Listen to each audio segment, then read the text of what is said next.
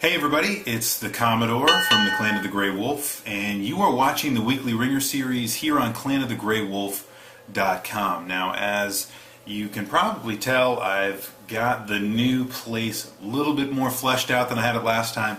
It's not just bare bones, which is good. It's functional. I'm usually not walking over boxes to get from point A to point B.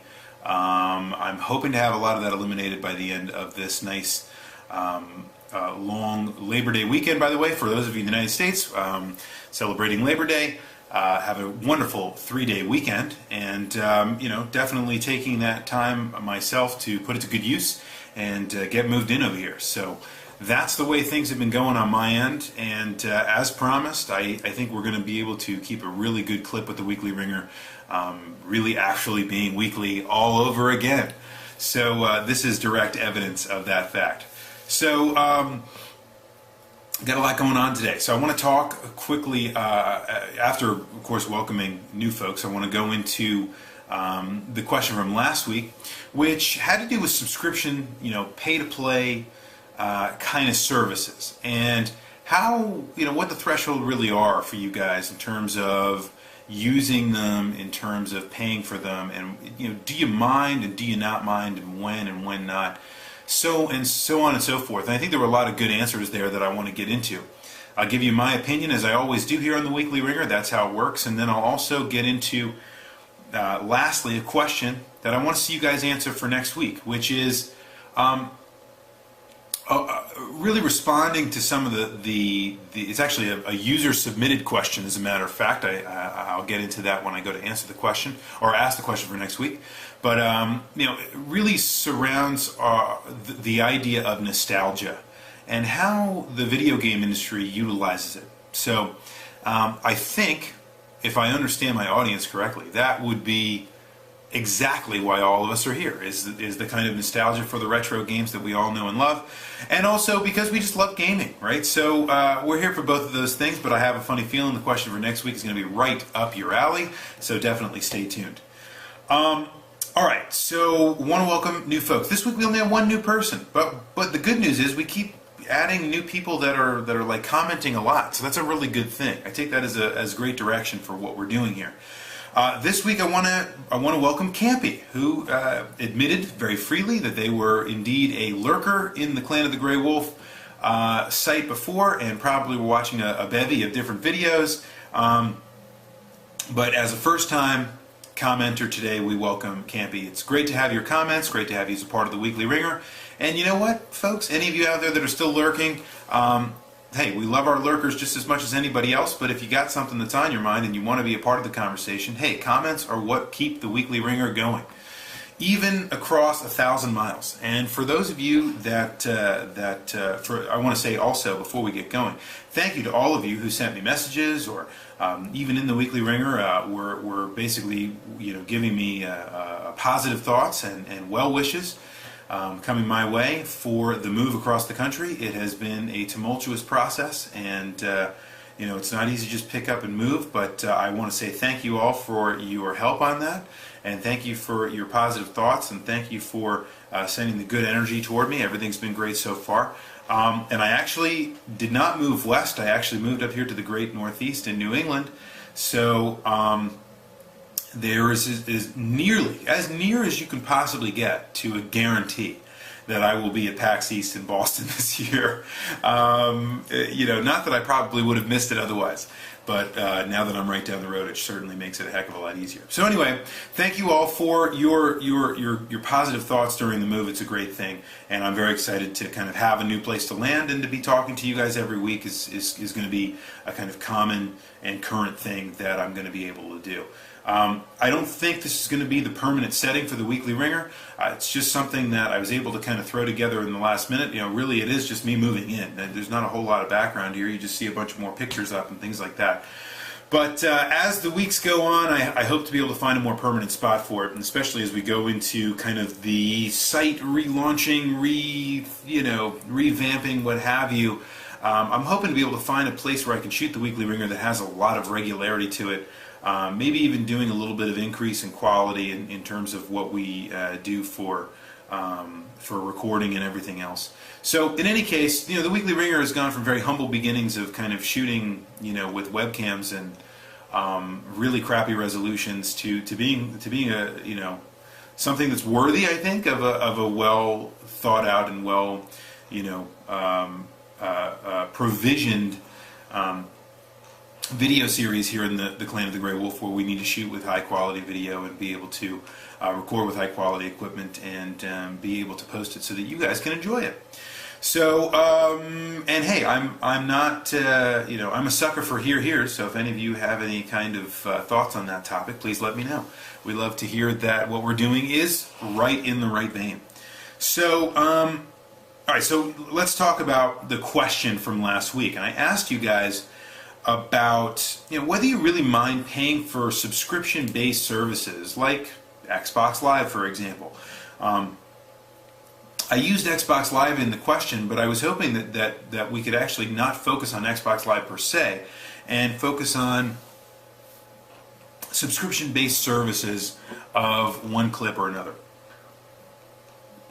And many of you talked about those services. Some of you did focus on Xbox Live. That's cool. I'll talk about Xbox Live a little bit, but maybe it's my fault for putting it out there and just calling it subscription services. I just felt like giving an example would have been a good, was a good idea. In any case, I didn't mean for this to be a kind of pontification about one particular point or another about Xbox Live, but there's plenty to talk about there, so we will. I really wanted to ask you guys about what is it about? I mean, are you willing in this day and age to kind of pay for these services?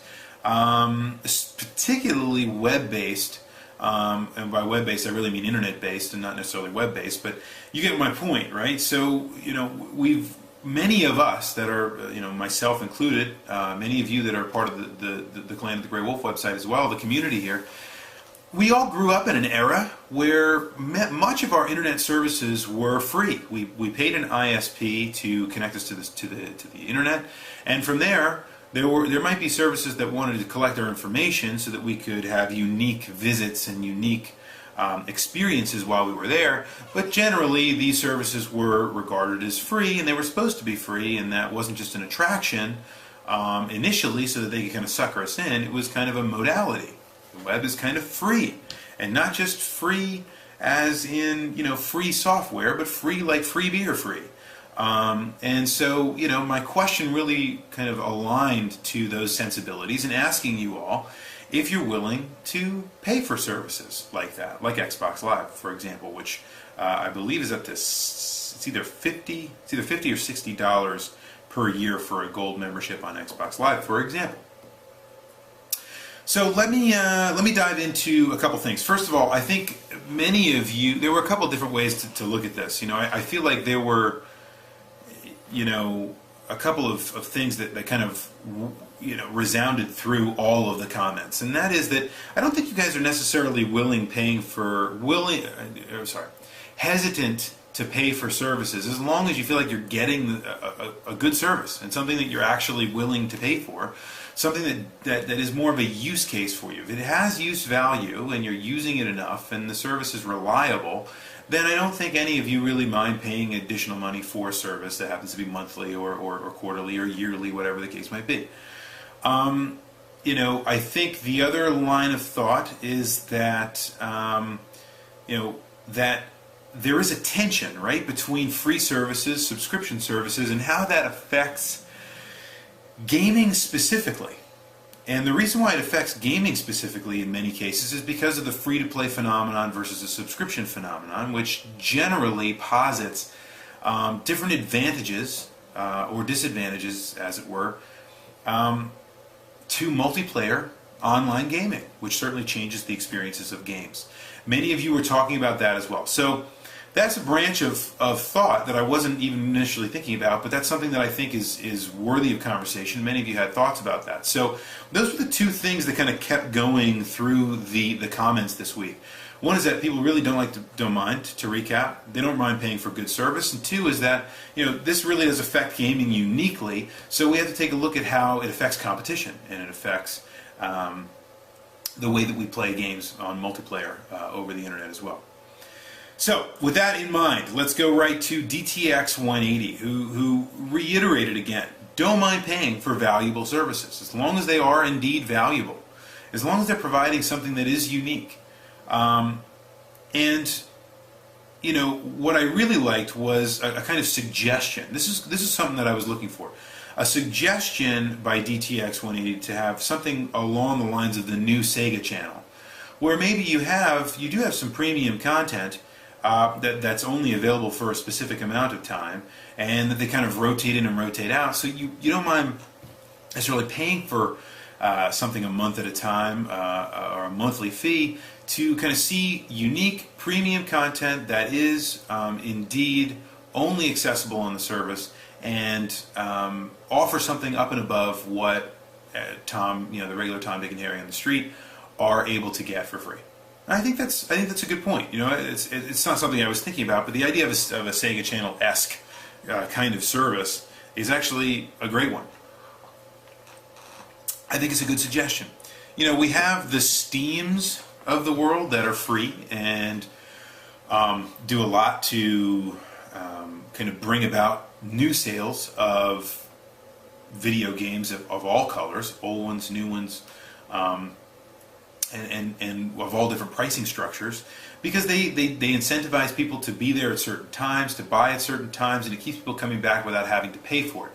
So I think there might be a happy medium, and it might be called Steam. But in any case, I do understand the idea of having something like a modern-day Sega channel, which, when you think about it, is kind of like what Netflix is for movies, because while Netflix doesn't offer every movie ever made all the time, it offers a certain number of movies made over the course, over the breadth of the entirety of film history.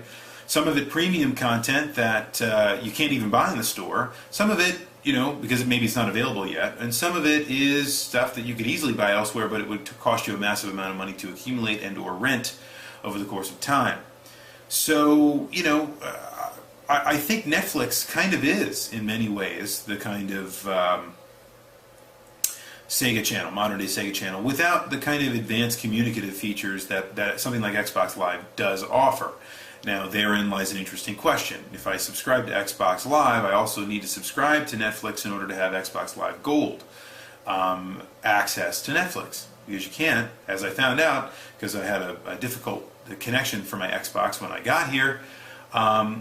It would randomly, just basically when it would lose connection, it would immediately kill the experience. I could be in the middle of watching a movie on Netflix.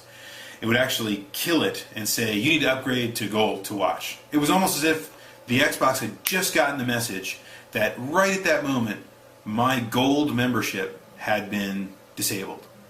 And I really didn't like that, as you can imagine. So there you go. With that raises other issues of value and quality of service issues, which probably couldn't have been helped. I was working on a very tenuous internet connection at that point. Now that I have kind of my own nice hardwired connection, everything's going to be great. But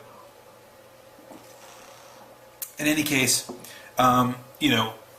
combining all those services together can be difficult and can cause problems, and I think that strikes at the heart of why I asked this question today. Let's go on to Red Mage. Brought up an idea that many of you talked about over and over again, which is the idea that you're already paying for internet service provider coverage. So regardless of who your ISP really is, you get you're paying for access, but then you have to pay something else in terms of a subscription service to gain access to content. So therein lies the greatest single contradiction, or maybe not a contradiction, but I would argue the greatest single market question for the 21st century for connectivity. You guys, I bet you didn't think this was coming today. Read books about this. There's a tremendous line of thought that's going into this right now. But here is the idea. When you had an ISP when you were a kid, in the infant days of the internet, let's say, one of the things that was really at the core of it, the most important piece of the puzzle, as it were, was that you were connected to the internet. So you have a device, most likely back then a PC, and then you had the internet, and you wanted to be able to connect those two things together so that you can go do whatever you want.